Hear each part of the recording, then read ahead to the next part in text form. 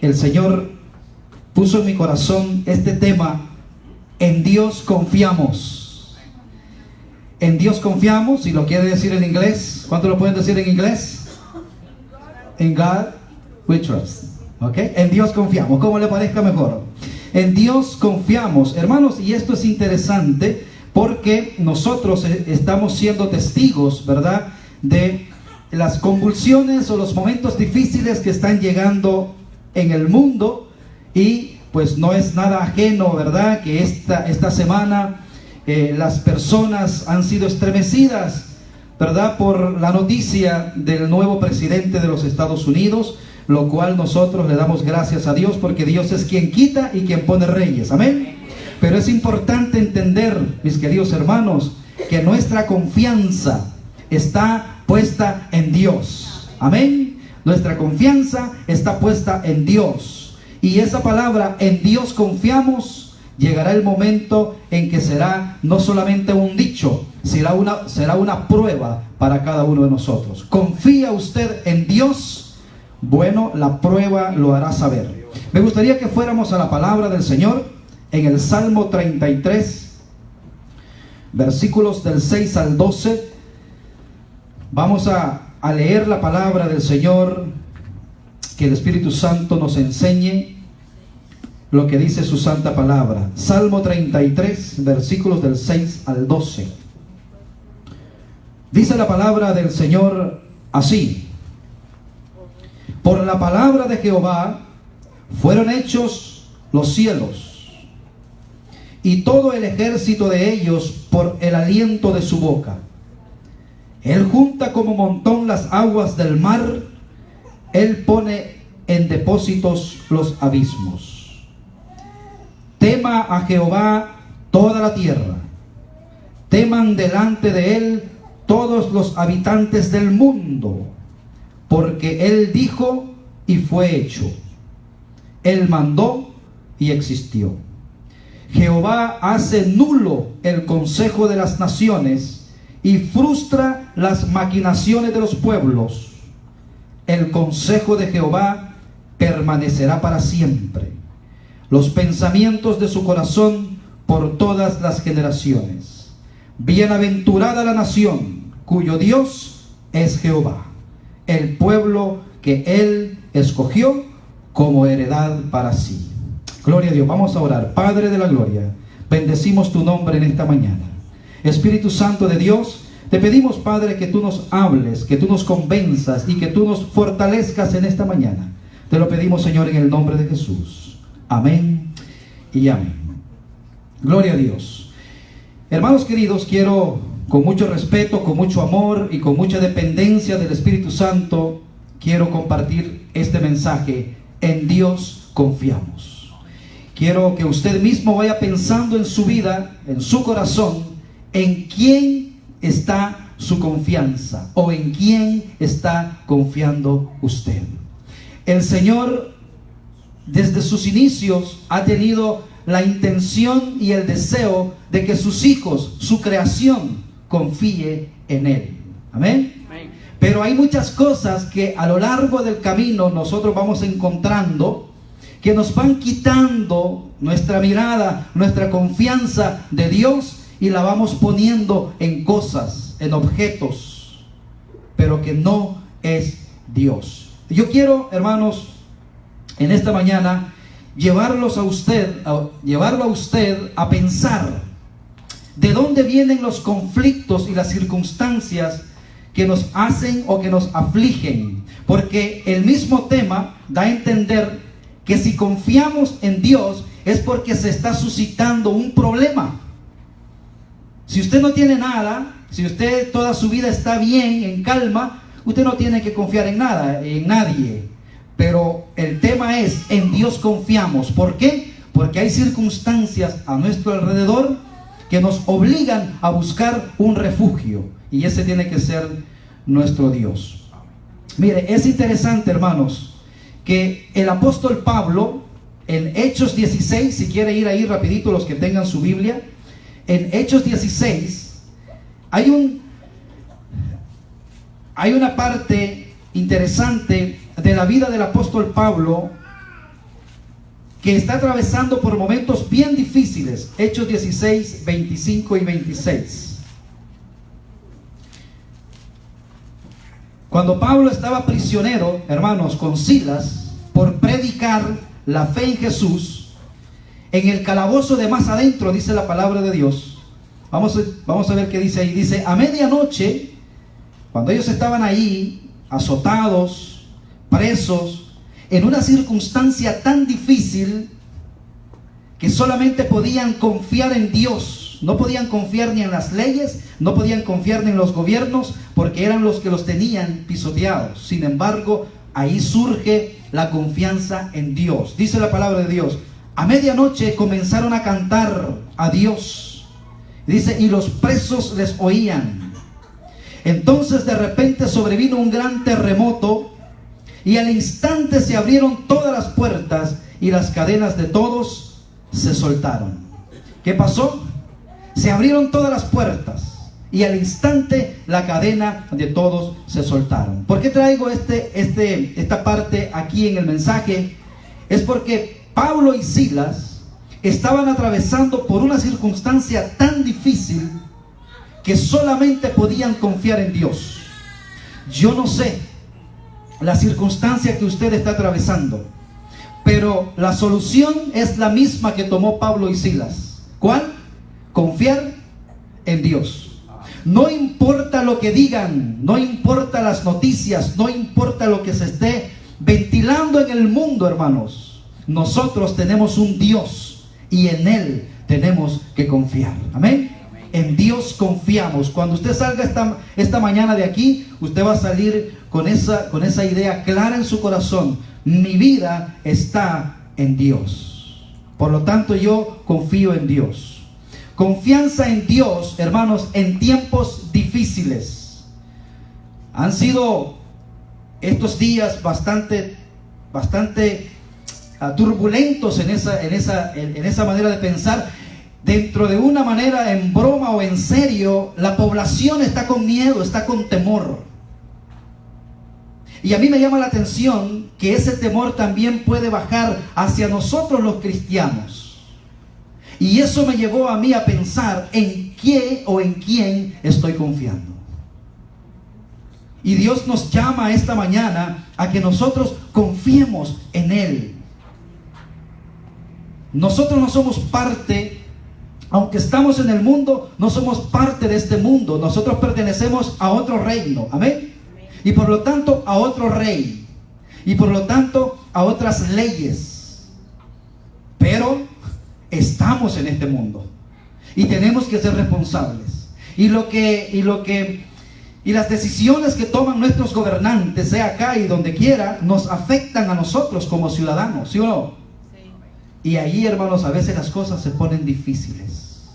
Porque confiar en Dios no quiere decir que las circunstancias no van a ser difíciles. Para Pablo y Silas, las circunstancias eran bien difíciles. Pero ¿sabe qué? Había en ellos una confianza que en medio de ese dolor, porque Pablo y Silas estaban presos en el calabozo de más adentro, quiere decir la cárcel de máxima seguridad. Quiere decir, hermanos, que estaban amarrados con los pies y manos al cepo, al piso, donde los comentaristas dicen que ellos ahí no podían moverse. Sus necesidades se las hacían en sus cuerpos. Sin embargo, hermanos, en esa circunstancia tan precaria, ellos sacan una alabanza de su corazón. ¿Sabe lo que significa eso? En Dios confiamos. La prueba, la circunstancia viene a sacar lo que hay en mi corazón. Como pastor, yo me siento contento de la decisión que Dios tomó. ¿Por qué? Porque yo toda la vida he confiado en Dios. Y ahora me siento contento. ¿Por qué? Porque muchas personas van a acudir al verdadero Dios buscando por auxilio y ayuda. Es interesante esto, hermanos. Confianza en Dios en tiempos difíciles. No se deje usted amedrentar, ni se deje usted atemorizar por lo que dicen.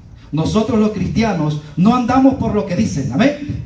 Nosotros andamos por lo que nuestro Dios ha dicho. Amén. Y el Señor ha dicho, yo estaré contigo donde quiera que tú vayas. Y si Dios quiere que esté aquí, gloria a Dios, Dios está conmigo. Moisés le dijo al Señor, Señor, a mí no me importa ir, lo único que yo te pido es que tu presencia vaya conmigo.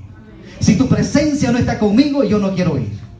Hermanos, entonces lo que yo quiero y el Señor desea en esta mañana es que usted se vaya con eso en su mente y en su corazón. Mi vida está escondida en Dios. Eso decía el apóstol Pablo. Mi vida está escondida en Dios. La realidad es, hermanos, es que vienen tiempos difíciles. Me gustaría ser un poco más suave en este sentido. Pero la palabra de Dios nos dice que los tiempos serán difíciles. Pablo le dijo a Timoteo, tienes que saber, Timoteo, que los últimos tiempos serán tiempos peligrosos. Tiempos peligrosos. Ahora, vienen crisis y vienen pruebas en nuestra vida. Pero el Señor me guiaba a mí a que pudiéramos tener una reflexión en esta mañana y decir, la crisis que estoy pasando, ¿es una crisis creada por mí o es una crisis en la cual yo no he tenido nada que ver? Porque hay dos tipos de crisis. Cuando usted sufre por servirle al Señor y cuando usted sufre por desobedecerle al Señor. Pablo y Silas estaban sufriendo, ¿por qué? Porque le servían al Señor. Dice la palabra de Dios, cuando por mi culpa os vituperen, cuando por mi culpa a ustedes los ultrajen, denle gloria a Dios, porque son bienaventurados. Así es que, hermanos, hay que mantenernos haciendo la voluntad de Dios. Si haciendo la voluntad de Dios somos vituperados, bienaventurados somos. Pablo, vemos aquí con Silas que ellos por eso podían cantar. Un corazón libre, una conciencia clara, canta en medio de la dificultad. Y usted puede tener algunos testimonios. Yo también, no se lo voy a dar porque si no, no terminamos. Pero yo he estado en momentos difíciles, he estado encarcelado por cosas de Dios, no por maldad. Porque también he estado encarcelado por maldad. He tenido las dos partes. Y he estado encarcelado porque Dios me llevó a la cárcel con un propósito. Y yo sabía, desde el momento que salimos, mi esposa y yo sabíamos. Y cuando la patrulla me lleva, le digo a mi esposa, ¿te acuerdas la oración al Señor? No lo voy a contar todo, pero llegamos y era un propósito que Dios tenía. Y yo en esa cárcel estaba alegre, estaba contento, estaba predicando, estaba libre, aunque estaba en la misma condición que los demás. Yo sabía que Dios me había llevado ahí. Y eso es lo importante, hermano. Si su circunstancia es difícil, usted tiene que entender, ¿fui yo quien me metí o es una circunstancia que yo no puedo detener? Y de ahí se desprende esta idea. Si nosotros estamos pasando pruebas creadas o pruebas por hacer la voluntad de Dios. Aparecen pruebas por la voluntad de Dios y también por nuestras malas decisiones, hermanos. Las decisiones que nosotros tomamos tienen consecuencias. Vamos a repetir. Nuestras decisiones tienen consecuencias. Una consecuencia es un acto que sigue a la acción que usted acaba de tomar, sea para bien o sea para mal. Por ejemplo, vamos a ir ahí va a aparecer los pasajes. Ejemplo número 1 es sufrir por la voluntad de Dios. Y vamos a tomar la vida de nuestro amado Señor Jesucristo. Dice Lucas 23, 26 al 27, dice, y llevándole al Señor, tomaron, este era camino, ¿verdad?, a la cruz, tomaron a cierto Simón de Cirene, que venía del campo, y le pusieron encima la cruz para que la llevase tras Jesús. Y le seguían gran multitud del pueblo y de las mujeres que lloraban. Es importante eso, lloraban y hacían lamentación por él. Es interesante esto, hermanos. El momento de la crucifixión del Señor era doloroso. Era doloroso no solamente para Jesús, porque Jesús en carne propia sufrió los dolores. Pero también, hermanos, la crucifixión de Cristo era doloroso para sus discípulos.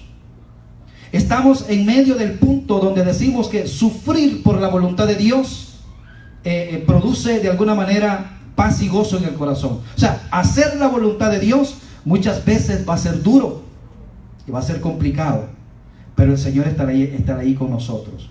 Era duro para Jesús, era duro para sus discípulos y también era duro para las multitudes que de corazón seguían al Maestro. Pero ¿sabe qué? Aunque era duro esa circunstancia para este tres grupos de personas, hay algo que debemos recalcar. Jesús estaba haciendo la voluntad del Padre. Hacer lo correcto no siempre, hermanos, va a traer satisfacción inmediata. Por ejemplo, decir la verdad, que es lo correcto, nos va a traer cierto problema, ¿verdad? No es fácil, pero a la larga nos va a dar satisfacción. Decir la mentira nos va a hacer salir de un problema, pero vamos a quedar presos. O sea, decir o caminar bajo la voluntad de Dios muchas veces no es tan fácil. El Señor Jesucristo entregó su vida entregó su vida en sacrificio por nosotros, y eso, hermanos, era duro para Él, para su madre, para sus hermanos y para todos aquellos que habían dejado todo por Él. Jesús estaba sufriendo por hacer la voluntad de Dios. ¿Por qué sufre usted? Si usted sabe que está caminando haciendo la voluntad de Dios, o va caminando y hay sufrimiento a su lado, glorifique al Señor. Amén. Trate la manera de estar seguro de que usted está sufriendo por el Señor, porque hay otro tipo de sufrimiento, hermanos, que viene por desobedecer al Señor.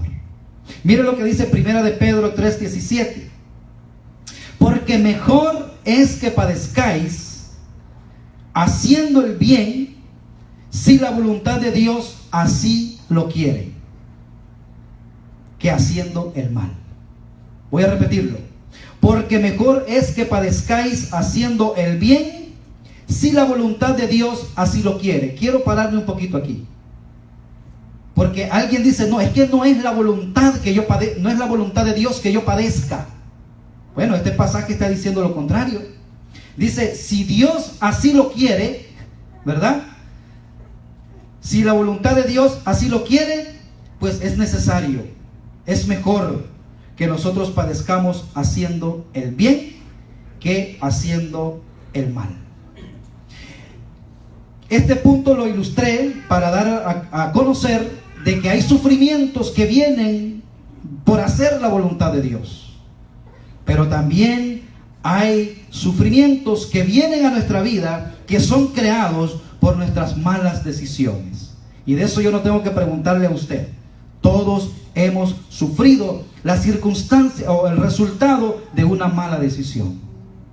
Siempre nos hemos lamentado y decir: ¿por qué lo hice? ¿Por qué no me detuve? ¿Por qué no escuché el consejo? Pero bueno, estamos aquí, hermanos, porque Dios quiere de alguna manera restaurar nuestra vida, y que de aquí en adelante nosotros pongamos a Dios en primer lugar en nuestras decisiones.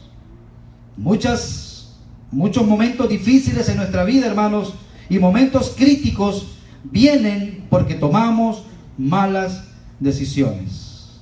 Quiero decirles una cosa, y quiero recordarles algo. El Señor pagó por nuestros pecados, ¿ok? En su gracia nos perdona y nos restaura, pero las consecuencias, hermanos, en gran medida las tenemos que sufrir. ¿Entendió? Él nos perdona, Él nos perdona nuestros pecados, pero las consecuencias en gran medida nosotros las tenemos que sufrir. Ejemplo: una joven que tomó malas decisiones y de pronto salió con un embarazo no deseado. Sus padres que tanto la cuidaron, qué dolor a la familia, qué dolor si es parte de la iglesia, qué bochorno, qué momento tan difícil, duro. ¿Sabe qué? ¿Dios restaura o no restaura a esa muchachita? Sí. Dios la restaura.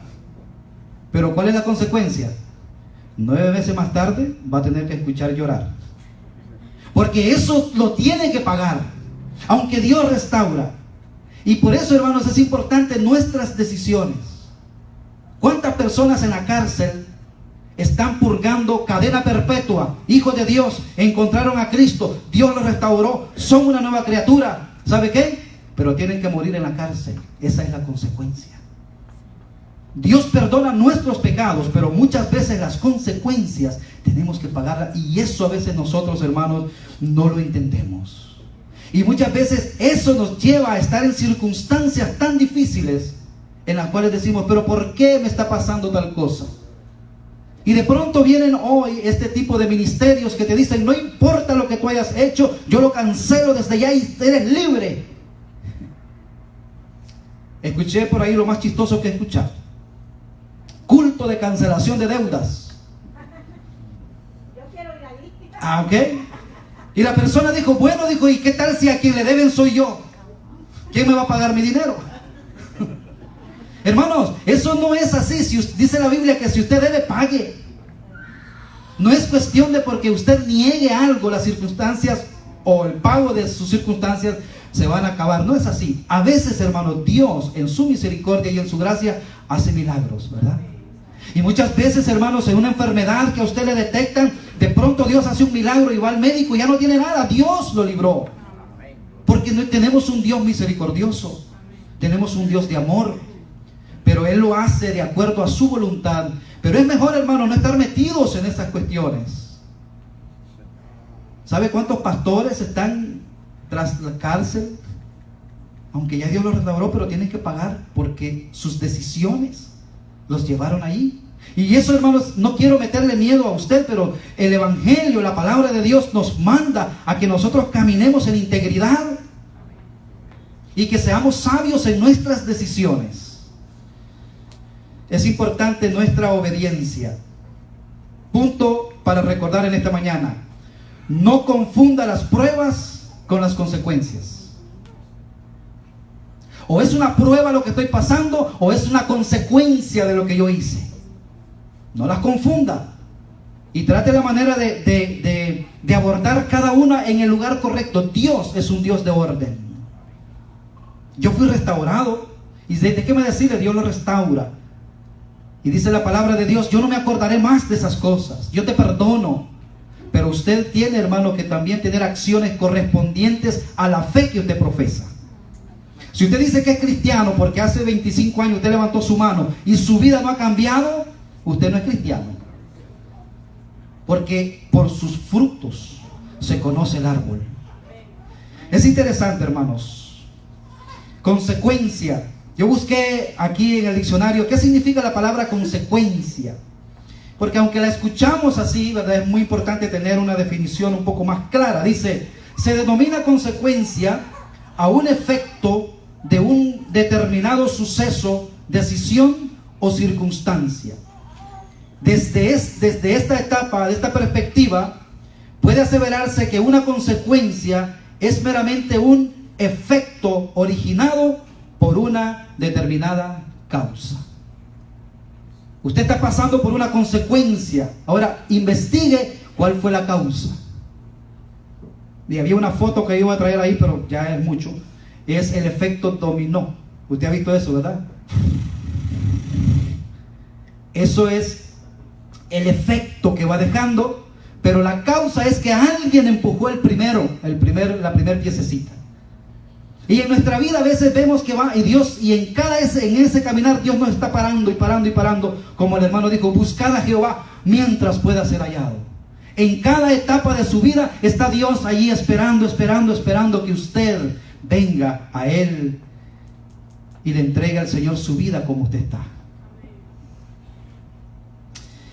Mire, un ejemplo de un efecto dominó, o un ejemplo de las malas decisiones, lo encontramos en la vida de de Moisés. Moisés fue el hombre que Dios escogió para liberar al pueblo de Israel y llevarlo a una tierra prometida. Sin embargo, hermanos, Moisés no entró a la tierra prometida. Miren lo que dice Números 20 del 9 al 12. Vamos a leer ahí. Ponga sus ojos en estos pasajes. Dice, entonces Moisés tomó la vara delante de Jehová como él le mandó. Hasta este punto Moisés está correcto. 10. Y reunieron Moisés y Aarón a la congregación delante de la peña y les dijo: oíd ahora, rebeldes. Ahí ya Moisés ya no está tan correcto, porque eso no se lo dijo el Señor. Y vamos a ver más adelante por qué. Y les dice: os hemos de hacer salir agua de esta peña. Moisés estaba enojadísimo. Ojo, hermanos, nuestros grandes problemas los cometemos cuando estamos enojados. Si Moisés se hubiera calmado aquí, de pronto esto no hubiera tenido consecuencias futuras para él. Mire lo que dice el 11. Entonces alzó Moisés su mano y golpeó la peña con su vara 2 veces, y salieron muchas aguas, y bebió la congregación y sus bestias. Pero mire lo que dice el 12. Aunque en medio de la desobediencia, porque Dios hubiera podido dejar avergonzado a Moisés y decir: pues no te saco agua para que quedes avergonzado ante el pueblo, pero no, salió el agua. Pero mire el 12. Y Jehová dijo a Moisés y a Aarón: por cuanto no creísteis en mí para santificarme delante de los hijos de Israel, por tanto no meteréis esta congregación en la tierra que les he dado. Interesante, ¿no? ¿Qué había dicho Dios? Bueno, eso lo vemos en el versículo 8. Eso lo puse al final. ¿Qué les había dicho Dios a ellos? Les había dicho, el 8 dice: toma la vara y reúne la congregación. Ojo lo que Dios le había dicho: toma la vara, reúne la congregación, tú y Aarón tu hermano. Hasta ahí estaban bien. Y miren lo que sigue diciendo: y hablad a la peña a vista de ellos. Simplemente reúnelos y háblales a la peña a vista de ellos, y ella dará su agua. Y le sacarás agua de la peña y darás de beber a la congregación y a sus bestias. ¿Qué pasó? No hizo Moisés exactamente como Dios le había mandado. Y cuando al final vemos, ya de la travesía, vemos cuando Dios lleva a Moisés al monte y le dice: Moisés, asómate y mira la ciudad. A esa ciudad yo te hubiera podido introducir, pero no entrarás. ¿Sabe por qué? Porque esa decisión que Moisés tomó años atrás, hoy estaba cosechando la consecuencia. A veces, hermanos, ya ni nos acordamos nosotros de cosas que hicimos, y a veces estamos cosechando la consecuencia. No es para condenar, es para que hoy usted diga: Señor, pues yo quiero parar con esto. Yo quiero, Señor, entregarme a ti, que tú tomes el control de mi vida. Porque entre más malas decisiones usted vaya tomando, más consecuencias va a ir cosechando. Y eso ya no es ni camino de fe, eso es lógica. Tenemos que ser lógicos y reconocer. Punto número 2 del mensaje. La comunión con Dios, hermanos, nos fortalecerá en medio de las pruebas. No importa, hermanos, no importa si su circunstancia es producto de sus malas decisiones o es por servir a Dios que usted está pasando por momentos difíciles. Pero el punto número 2 nos da una gran satisfacción, porque dice: la comunión con Dios nos fortalecerá en medio de las pruebas. Amén. No importa la prueba, no importa lo grande de la prueba, nuestro Dios es mucho más grande. Amén. Alguien dijo: no le digas a Dios lo grande de tu problema, dile a tu problema: tengo un Dios muy grande. Amén. Un Dios muy grande que va al lado conmigo, ayudándome en cada paso de mi vida. Mire lo que dice Lucas 23, 28 y 31. Jesús sigue su camino por el Calvario, para el Calvario. Dice, acuérdense que en el 27 de Lucas dice que había muchas multitudes y muchas mujeres que estaban llorando, ¿verdad? Al ver a Jesús lloraban las mujeres. Es interesante que pone a las mujeres como que lloran, ¿verdad? Las mujeres son más sentimentales en este caso. Pero el Señor tampoco se va con el cuento, porque miren lo que les dice en el 28, que es parte de lo que leímos al principio. Dice: pero Jesús, vuelto hacia ellas, hacia las mujeres que estaban llorando, les dijo: hijas de Jerusalén, no lloréis por mí, sino llorad por vosotras mismas y por vuestros hijos, porque he aquí vendrán días en que dirán: bienaventuradas las estériles, y los vientres que no concibieron, y los pechos que no criaron. ¿Qué es lo que está diciendo el Señor en el 29? Vendrán días tan difíciles para esa generación, para esas mujeres que lloraban porque veían a Jesús que lo llevaban a la muerte. El Señor les dice: tengan cuidado y más bien velen por ustedes y por sus hijos, porque vendrán días difíciles para ustedes. 30. Entonces comenzarán a decir a los montes. Esto no es, hermanos, para estos tiempos, esto ya se cumplió. ¿Okay? Entonces comenzarán a decir a los montes: caed sobre nosotros, y a los collados cubridnos, porque si en el árbol verde hacen estas cosas, en el seco, ¿qué no hará? ¿Sabe qué pasó? En el año 70 después de Cristo se levantó un hombre de estos llamado Nerón, un emperador llamado Nerón. Incendió la ciudad de Jerusalén y le echó la culpa a los cristianos. Y fue un tiempo tan tremendo donde el templo fue destruido y hubo una tremenda persecución. Ahí se estaba cumpliendo lo que el Señor les estaba diciendo a estas mujeres. Jesús, hermanos, le dice a las que están llorando: clamen por ustedes y por sus hijos. Y yo creo, hermanos, que aunque esta profecía se cumplió en el año 70 después de Cristo, creo que para nosotros sigue siendo también una advertencia. Clamen por vosotros y clamen por vuestros hijos. Estábamos hablando de que vienen tiempos tan duros para nosotros, pero ya se puso a pensar en nuestros hijos. Yo me puse a pensar en mi abuelita. Mi abuelita vivía un tiempo de inocencia. Nosotros todavía alcanzamos un poquito y estamos entrando a la era. Nosotros venimos en la introducción a esta nueva era, a la era de la tecnología.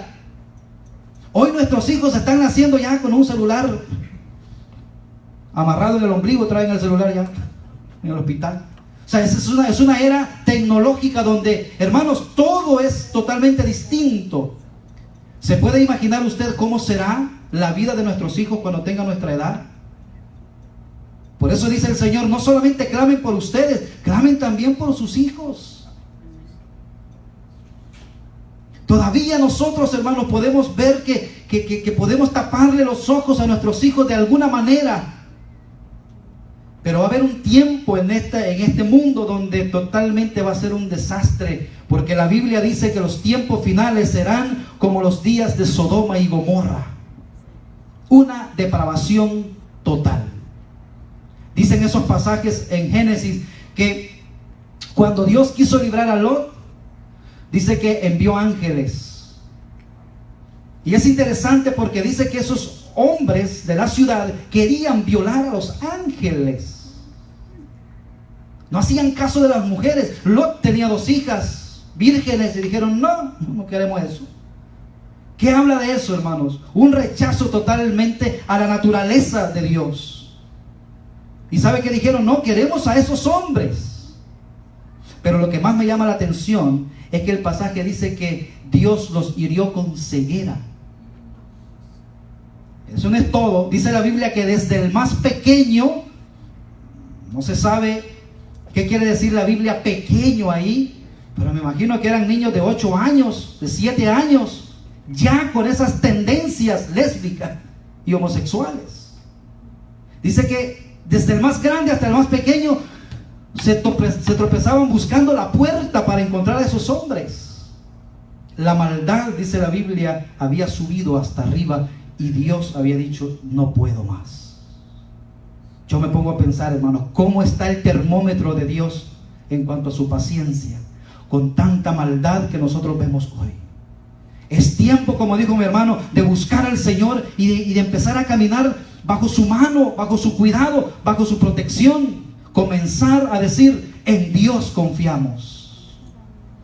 Ya no podemos confiar, hermanos, en nadie más. Bueno, nunca ha sido ese el plan de Dios.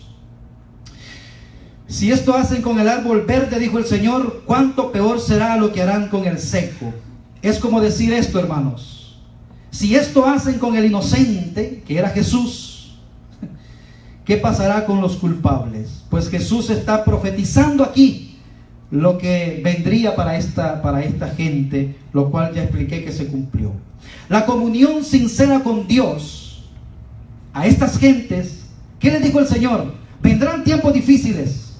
De hecho se cumplió, pero les dijo, velen, dependan de mí, porque yo los voy a librar en medio de esa circunstancia. Qué interesante, hermanos, qué interesante que cuando Abraham escucha que Dios va a destruir Sodoma y Gomorra, Abraham le hace una pregunta al Señor muy importante para nosotros hoy. Y le dice, Señor, ¿vas a destruir también al inocente junto con el culpable? Usted sabe que Dios jamás hará eso, porque Dios es justo.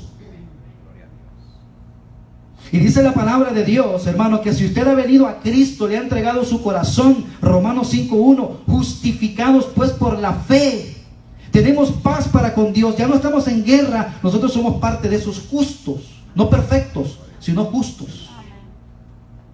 ¿Tendrá por inocente al culpable? No, el Señor a los justos los apartará. Y es interesante, hermano, que antes que la ira de Dios se derrame sobre un pueblo, Dios aparta a los justos.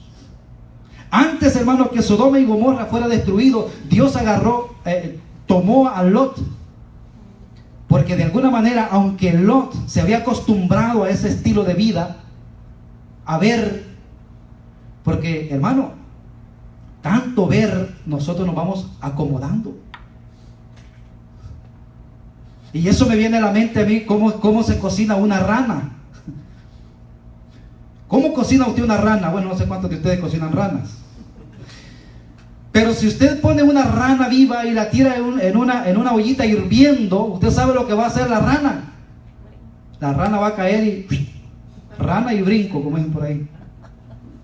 Pero esa misma rana, usted la pone en la misma ollita con agua tibia y usted tira la ranita y empieza la ranita, ¿no?, a hacer su yoga ahí. Y de pronto usted le va poniendo, de a poco, lo va calentando. Esa temperatura va a ir acomodando el cuerpo de la rana, hasta que al final la rana va a estar cocidita sin darse cuenta. Es lo mismo que está pasando con nosotros, hermanos. La maldad se está metiendo de una manera tan sutil que si nos dicen yo soy Satanás, nos salimos corriendo. Pero Satanás dice que es sutil, que se mete suave. Y de repente, hermano, la gente está adorando a Satanás y ni cuenta se da. Por eso, hermano, dice la palabra de Dios que nosotros tenemos que velar. Especialmente en estos tiempos debemos de confiar en Dios. Olvídese de lo demás. Confíe en Dios, camine agarrado de su mano y aproveche las puertas que Dios abre para usted. Y sea sabio, y sea honesto, y camine de la mano con Dios, y verá que usted será de esa descendencia que Dios librará antes del juicio. Dice la palabra de Dios que cuando sale, ni bien sale Lot, y empieza a llover azufre, fuego y azufre. ¿Qué quiere decir eso, hermanos? Que el Señor también levantará su iglesia, a su pueblo, antes que venga el juicio. Es levantada la iglesia de esta tierra, ni bien se va la iglesia y empieza el mundo a convulsionarse. Y ese pasaje que el hermano leyó en Isaías, habrá un tiempo en que Dios no será encontrado fácilmente. Hoy nosotros ponemos un rótulo ahí atrás, servicio en español a las 8, vengan. Más bien lo forzamos a entrar, ¿verdad?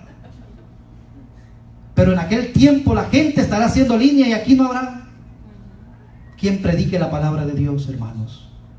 Por eso es importante que usted, si escucha hoy la palabra de Dios o el Espíritu Santo que lo redarguya, diga, ya no quiero seguir jugando al cristianito.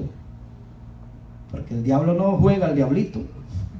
Él está en serio, dice que él anda como león rugiente buscando a quien devorar.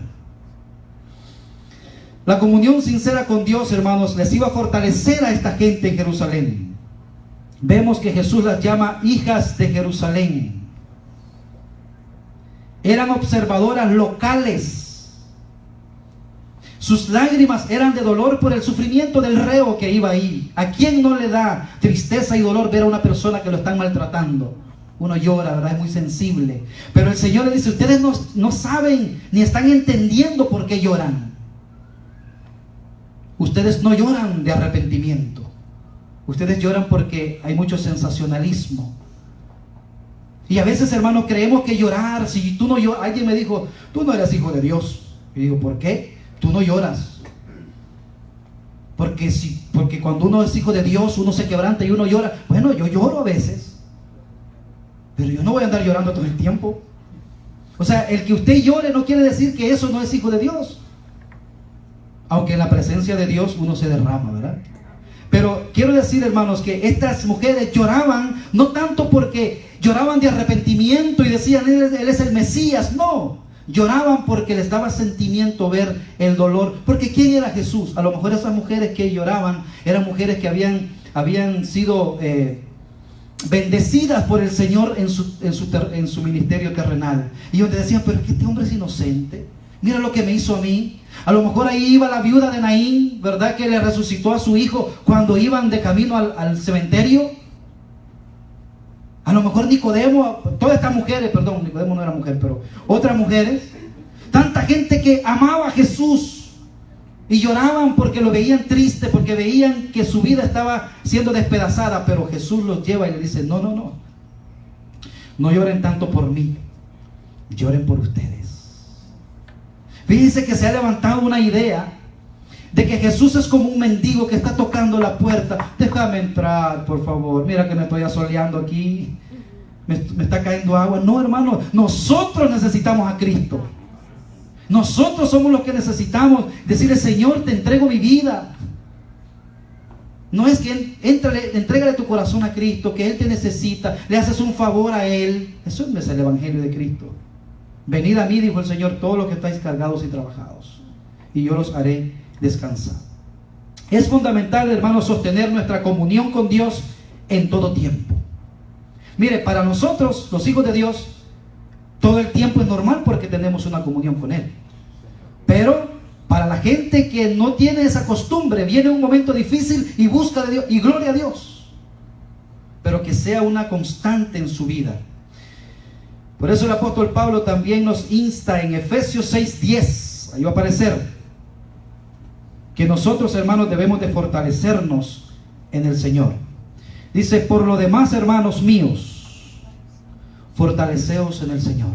Y esa, hermanos, es una advertencia para nosotros, es un consejo para nosotros. Por lo demás, hermanos míos, fortaleceos en el Señor y en el poder de su fuerza. Vestíos de toda la armadura de Dios para que podáis estar firmes contra las acechanzas del diablo. ¿Qué es una acechanza, hermanos? Yo cuando veo este pasaje me acuerdo de esas hienas, de esos animales salvajes que parecen como que no tienen nada, ¿verdad? Pero son tan malas que juntas acechan a la presa y le caen encima y la devoran. Pues siempre veo, cuando leo este pasaje, pienso que Satanás anda así buscando, alrededor buscando cómo devorarnos. Y ya para ir en la recta final, el punto número 3 dice, el temor de Dios es una fortaleza en medio de tiempos difíciles. El temor a Dios. ¿Qué significa el temor a Dios? Es el respeto a Dios. A Dios no se le tiene miedo. Amén. A Dios se le tiene respeto. Entonces, el respeto a Dios es una fortaleza en medio de tiempos difíciles. A veces, hermanos, nuestros tiempos son humanamente incomprensibles. Hoy estamos pasando por un tiempo donde hay mucha incertidumbre en el mundo. Y no lo vamos a pasar por alto, ¿verdad? Porque sí hay una inestabilidad en el mundo entero. Pero dice la palabra de Dios que nuestra fortaleza en momentos difíciles es el temor a nuestro Dios. Es confiar en nuestro Dios. Mire, vamos a ver bueno, no lo vamos a leer, pero en Lucas 23, 32 al 43, no lo vamos a leer. Ahí se da el desenlace de la crucifixión del Señor. Al final Jesús llega y es crucificado. Sin duda, hermanos, este era el momento difícil de entender para la multitud, para los discípulos, para su madre y para sus hermanos. Al final, su Mesías, su Señor, su esperanza había sido crucificada. Y es interesante esto, hermanos, porque muchas veces nosotros también nos pasa lo mismo. A veces creemos nosotros de que si algo está funcionando, esa es mi esperanza, ¿verdad? Si algo se mueve de lugar, pues ahí viene la incertidumbre. Y en la mente de esta gente, hermanos, que todavía no entendían el sacrificio de Cristo, podía venir esto en la mente de cada uno de ellos. Cuando vieron a Cristo morir, a ese joven que hizo solamente bienes, a ese joven que fue un ejemplo de imitar, a ese joven que tuvo compasión por las multitudes, verlo de pronto, hermanos, desgarrado en una cruz, solamente podían pensar esto las personas: ¿por qué un hombre tan bueno morir de una manera tan deshonrosa en medio de criminales? ¿Por qué? Número 2, ¿por qué este hombre muere ahora en la plenitud de su ministerio? Son preguntas, hermanos, que a veces nos ponemos a pensar: ¿por qué? ¿Cuántas veces le decimos a Dios: Señor, pero ¿por qué? ¿Por qué ahora, cuando hay tanto por hacer y tanto que conquistar, por qué muere este hombre en este tiempo? ¿Por qué? ¿Por qué, si solo llevaba 3 años con sus discípulos, por qué muere hoy? Acuérdese, la multitud no entendía exactamente lo que estaba pasando. Seguramente muchas otras preguntas, hermanos, estaban pasando en la mente de la gente, pero la voluntad de Dios estaba detrás de todo esto. Amén. Usted hoy puede preguntarse: ¿pero por qué? ¿Qué va a pasar conmigo? ¿Qué va a pasar con mi situación migratoria? ¿Qué va a pasar con mi familia? ¿Por qué esto? ¿Por qué lo otro? ¿Por qué aquí? Hermanos, eso era lo que los discípulos decían: pero ahora que se nos fue nuestro candidato, porque ellos pensaban que Jesucristo iba a instituir el reino, y ellos iban a tomar posiciones gubernamentales. Tanto era así que uno de ellos le dijo a la mamá: dile al Señor esto. Y la mamá de 2 de los discípulos se le acercó al Señor y le dijo: ¿tú me podrías conceder una petición? Y el Señor le dijo: pues vamos a ver de qué se trata. ¿Será posible, le dijo, que en tu reino mis 2 hijos, uno se siente a la izquierda y otro a la derecha? Y el Señor le dijo: cosa difícil has pedido, mujer, porque el sentarse a su derecha y a mi izquierda no está en mí darlo. Y es interesante, hermano, porque ellos pensaban que Cristo iba a ser su Salvador terrenal, y no se daban cuenta que cada una de estas cosas, detrás de cada uno de estos puntos, estaba la voluntad de Dios. Y eso yo lo quiero dejar esta mañana, hermanos, que usted lo remarque. No importa, hermanos, qué difícil se ve el panorama en este país o en su vida. Si usted confía en Dios, el Señor estará orquestando su santa voluntad, aunque usted no lo entienda. Ellos no entendían por qué Jesús moría. Ellos no entendían por qué el bueno moría. Es más, hermanos, nunca entendieron por qué Barrabás fue libertado y el Señor fue entregado. Pero finalmente, hermanos, Dios sabía lo que estaba haciendo. Pregunta: ¿Dios sabe lo que está haciendo hoy? Amén. Amén. Y si Él sabe lo que está haciendo, ¿por qué no confiar en Dios? Qué tremendo es cuando nosotros tenemos un buen abogado, ¿verdad? Y nosotros decimos: no, yo tengo hasta nos levantamos yo tengo mi abogado. Porque usted confía en que ese es un buen abogado y lo va a defender a usted. Ahora, hermanos, si nosotros sabemos que Dios está en control, ¿por qué no confiar en Él? ¿Y por qué no decir: no importan los rumores que se oyen, yo voy a confiar en Dios? Y cuando venga unas personas por ahí diciéndole cosas a usted, usted puede darle el título de este mensaje como respuesta. ¿Sabe qué? En Dios confiamos. Dios sabía lo que estaba haciendo. Aunque en la tierra no se entendía lo que estaba pasando en el momento, Dios sabe lo que está haciendo. Aunque en este momento nosotros acá en la tierra no entendamos lo que está pasando, déjeme decirle, Dios está en control. Y no se meta usted, hermanos, a hablar si un candidato es bueno, si es malo. Olvídese, hermanos, nuestro rey se llama Jesucristo. No importa quién sea el presidente, el Señor sigue siendo nuestro rey. Amén. Vamos a darle un aplauso al Señor. Y otra cosa importante, como ciudadanos, bueno, ya estamos aquí, ¿verdad? Tenemos que ser respetuosos y tenemos que ser buenos ciudadanos de esta nación, que nos ha abierto las puertas o que nosotros la empujamos, como sea. Pero estamos aquí y tenemos que ser buenos ciudadanos y tenemos que dar un buen ejemplo de que somos hijos de Dios. Conclusión: el temor de Dios, hermanos, nos fortalecerá y nos llevará a su propósito. No importa, tema a Dios, respete a Dios y Él lo llevará al propósito que Dios tiene en su vida. La Biblia dice que el temor de Dios es el principio de la sabiduría. ¿Usted quiere ser sabio? Respete a Dios. Dios es quien quita y pone reyes. Gloria a Dios.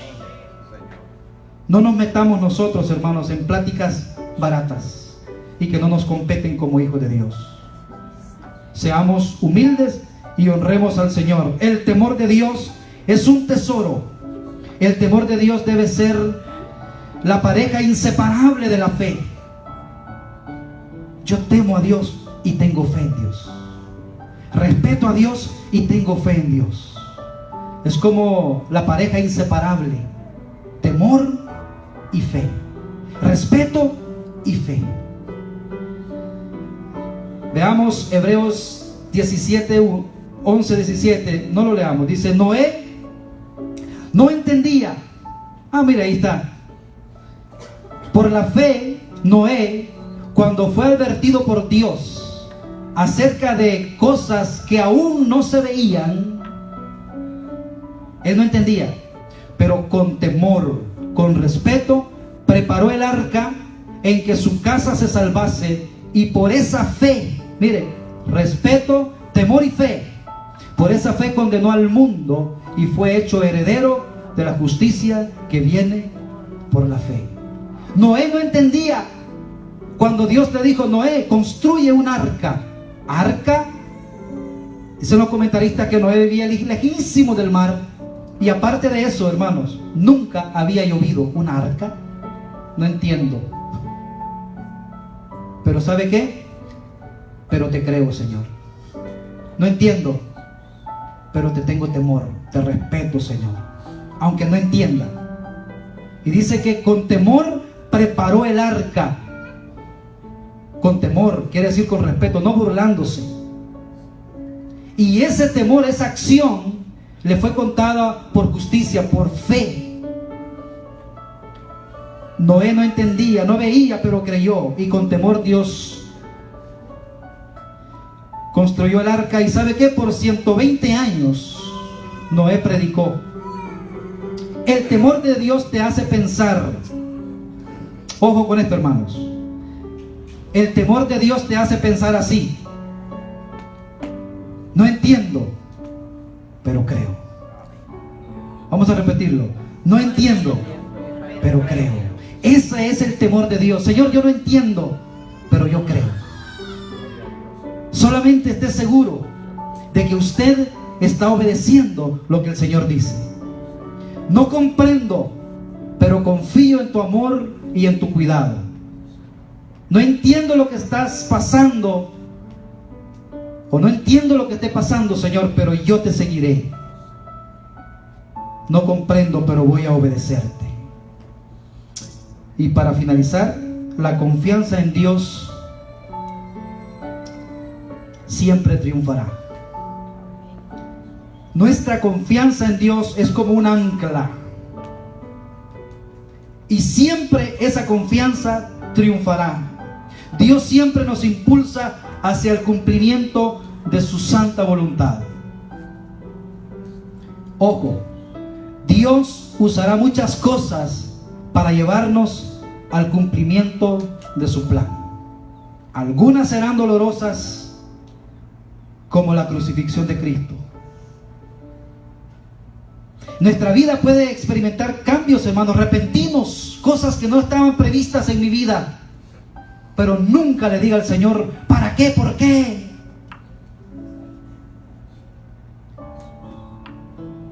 Pueden haber cambios repentinos en nuestra vida. Y déjenme decirle, hermanos, muchos de nosotros ya los hemos vivido. Incomprensibles. ¿Por qué, Señor? ¿Por qué? Difíciles, quizá dolorosos, pero siempre al final, hermanos, comprobaremos una cosa: Dios es bueno. Amén. Jesús lo dijo: Padre, en tus manos encomiendo mi espíritu. Y eso es importante, que hoy nosotros le digamos al Señor: Señor, yo no entiendo, hay momentos difíciles, pero ¿sabes qué? En tus manos yo encomiendo mi vida. La palabra encomiendo en griego significa poner cerca de. Señor, yo pongo cerca de ti mi vida. Encomendar, encomiendo mi vida a ti, Señor. Confío en ti. Ofrezco mi vida, deposito mi vida en ti, Señor. Jesús depositó, ofreció, confió su vida totalmente en las manos de la voluntad del Padre Celestial. ¿Lo quiere hacer usted también hoy, esta mañana? Y dejar de pensar ya, salir de aquí con la frente en alto y decir: yo en Dios confío. Dios sabe lo que hace, hermanos. Todo está en sus manos. Y en esa verdad deben descansar nuestros corazones. Debemos confiar en el Señor en medio de tiempos difíciles. Vamos a ponernos en pie. Y vamos a, simbólicamente vamos a ofrecerle, vamos a ofrecernos como un sacrificio al Señor. Yo no sé lo que usted esté atravesando hoy. Dios lo sabe. Yo no sé cuál sea su circunstancia. Pero si usted quiere especialmente entregarle al Señor algo, su vida o cualquier circunstancia que esté atravesando, me gustaría que pase al frente. Vamos a orar y vamos a pedir del Señor dependencia total. Señor, ayúdame a depender totalmente de ti. Puede pasar al frente, no tenga pena, no tenga miedo. Simplemente es para Dios te bendiga, hermano. Yo, Señor, esta mañana he decidido entregarte mi vida, mis temores, todo lo que me aqueja, Señor, yo lo quiero entregar en tus manos. Dios te bendiga, mi hermano. ¿Alguien más quiere pasar al frente y decirle: Señor, yo quiero depender de ti completamente, Señor? Yo quiero salir de este lugar diciendo: en ti confío. Gloria a Dios. Dios te bendiga. Dios te bendiga, mi hermano. Dios te bendiga. Los demás que están en los asientos, oremos. Y tomemos este tiempo como una oportunidad que Dios nos está dando para venir hacia Él, postrarnos delante de Él y entregar sobre Él nuestras cargas. Padre, gracias te damos en esta mañana, Señor.